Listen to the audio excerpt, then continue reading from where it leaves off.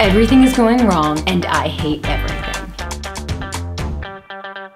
Travel is not sunshine and rainbows all the time, and thank God, because if it was, it'd be a vacation. Travelers don't vacation, we travel, which means we are constantly putting ourselves in new and uncomfortable situations all the time, because that's what we love. It's exciting and adventurous and sometimes exhausting. While you're traveling, you will have a bad day. And if you're traveling for a few months, you might have a bad week, because this is real life and you're actually traveling in it. This is not some Instagram account. So here's what you do when travel loses its luster in 3 steps. Step 1, 2 questions. Did I sleep last night? Have I eaten today? Jet lag and constant travel can take it out of you, and I am a firm believer that no important decision should ever be made on no sleep or an empty stomach. Travel is an adrenaline rush, and sometimes you won't even notice that you're underslept or underfed because you're so stimulated by the sights and scenery around you. The next thing you know, you're getting in a screaming match with an 80-year-old man over him trying to rip you off in his rickshaw. Stop right then and there and start figuring out the last time you had a good night's sleep and the last time you had a proper meal. Actually stop and do the math. This happened to me when I was going from Vietnam to Cambodia. I was in constant transit for over 2 days, which means I hadn't been eating and I hadn't been sleeping for over 48 hours. When I finally got to Phnom Penh,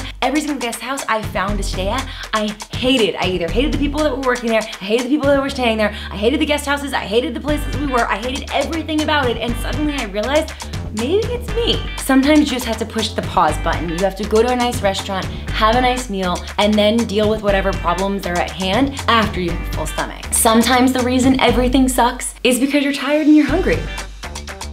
Step 2, you're fed and well rested and still everything sucks. Sometimes, oftentimes, the situation may suck, but it's your attitude about the situation that actually makes it unbearable. So for this one again, we're gonna ask ourselves 2 questions. 1, what is it about the situation that is bothering me so much? And 2, what exactly is wrong overall? I was in Delhi a few months ago and I'm actually currently editing those videos, which is why these videos are so few and far between, but I digress. I was in India, Delhi specifically, and I was pissed, incredibly irritated, and I couldn't figure out exactly why. I mean, yes, there were cars honking and there's traffic and it was hot and there were a bunch of people, but for some reason everything was getting under my skin so much more than it ever normally would. So I finally stopped and I thought about it and I started breaking down what exactly was really bothering me. The cars honking, the constant traffic, the heat, the crowds, and I realized I had a really bad headache. Delhi was dealing with exceptionally cloudy weather and it was very humid, which meant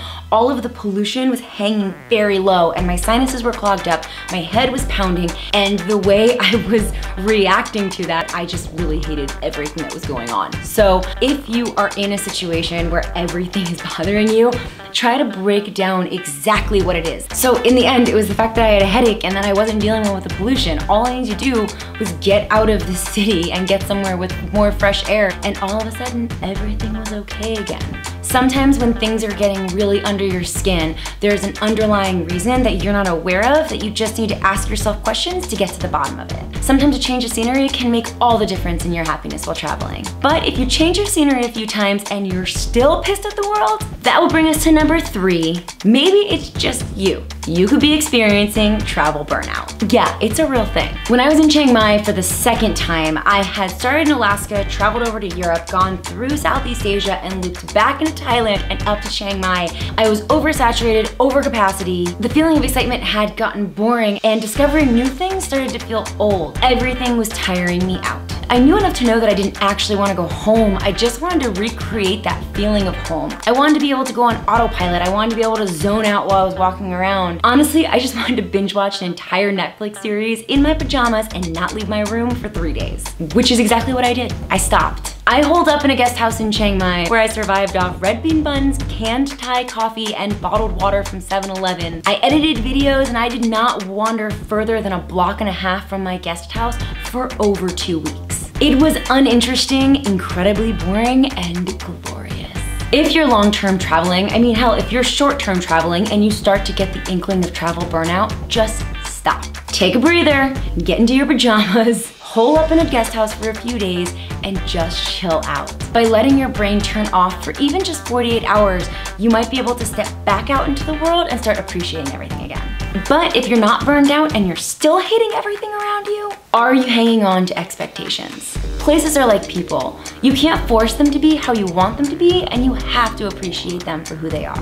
Don't try to make things different from how they are, and don't try to make places fit in with your expectations. Expectations are the killers of all things fun. Resist them and try to appreciate where you are for what it is. When I get super wrapped up, I look for one thing. I just find one thing to appreciate. It can be as simple as, that's a pretty palm tree. I hate everything else that's going on right now, but that palm tree right there, that's super pretty. If you can look around no matter where you are and find one thing, you can find another, and then another. Things make themselves seen when you're looking to appreciate them. So that's it, that's my 3-step process to stop hating everything in the world. Because believe me, we've all been there.